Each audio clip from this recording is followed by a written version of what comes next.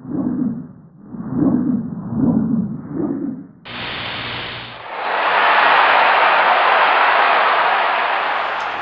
and welcome to a very sombre Sporting Index trading floor. My name's Carl Sante and I'm going to give you another view from the trading floor this week. The Chief is not happy this week. England are out. That is a categoric disaster. A for Sporting Index and the betting industry. Turnover, we believe, will be down. It's yet to be tested, but we believe will be down by over 10 to 15% in the Euros this summer. Scotland out, terrible. Northern Ireland out, terrible. First time since 1984 we've not had a home nation side in the Euro Championship. Anyway, last night's game with 5 goals for a start is terrible for us. Let's go on, let's move on. It's Thanksgiving, so happy Thanksgiving. We've got Stevie behind us, he's got some big views this week.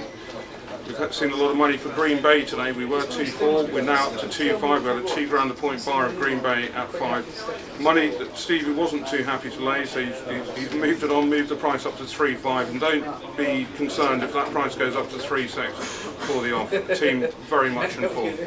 And we're looking forward to the weekend. Let's look at the football. 12:45 on Saturday. We've got Newcastle versus Liverpool.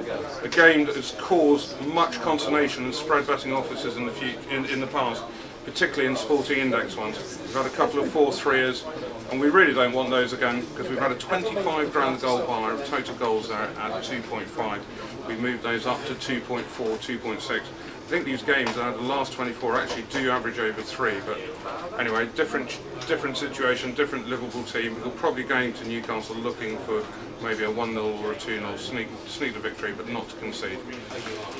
Bolton, Man United, money's going on for Man United, 1.3, 1.5. We haven't moved that price, but don't be surprised when that goes out, 1.4, 1.6. And again, Derby, to be honest, the punters will get against Derby at whatever the price. We were 1.6, 1.8 there, they're 1.7, 1.9. And don't be surprised if Chelsea go up 1.8 to 2 supremacy there, because everyone wants to be against Derby at the moment. But they are at home, so you never know. Fingers crossed. West Ham against my terrible team Spurs, although we now have the man Ramos, who seems to give me the confidence that we're not going to lose again this season. But it's all about one thing in that game down at Upton Park.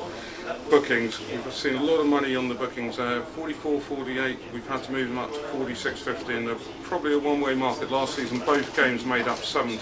Although at the same time, last season, games probably meant a lot more for different reasons. West Ham having to stay up and probably a bit more vigorous about the game. Total goals 2.6, 2.8. But remember one thing about the bookings. Mike Riley last season averaged over 40. This season he averaged a little bit less, but see what happens. There's no love lost between those teams, all their supporters. I don't have many West Ham supporters as friends, although you're always welcome to be my mate. Rugby Union, Friday nights, you've got Sale v Worcester. You've got a terrible team in Worcester at the bottom of the table. I don't think they're that terrible actually, they just haven't got the results they deserve, and we've seen a lot of money going on Sale. They're 3-6. People getting with the away favourite and now going up to 4-7. I don't know if that's a great thing or not. We're happy to get with Worcester at those levels. Not saying we particularly fancy Worcester, but Worcester at home, always a difficult proposition, even though they are bottom of the table. Big game on Saturday, we've got the world champion South Africa coming to the Millennium Stadium. Fixed odds lines of sort of South Africa -7, -8. We're 9-12, and we're seeing nibblers of South Africa at 12. Sort of game that's very difficult to bet on because the South African team are missing lots of their players. Is there motivation with Jake White because he's only got a few games left for them, or is it actually we don't really care, we're celebrating, having won the Rugby World Cup and we're just here on one big piss up? We'll see. Game that I'm reluctant as a big rugby punter to touch too much and take too big an opinion on, but no doubt by kick-off as a punter I will have a big position on the game. We're doing 11 live games of rugby this weekend, whether it's a Magnus League live international rugby. In fact, we're doing 20 live games of football I'm running this weekend. 20 live games of football, all sorts of games from all over Europe.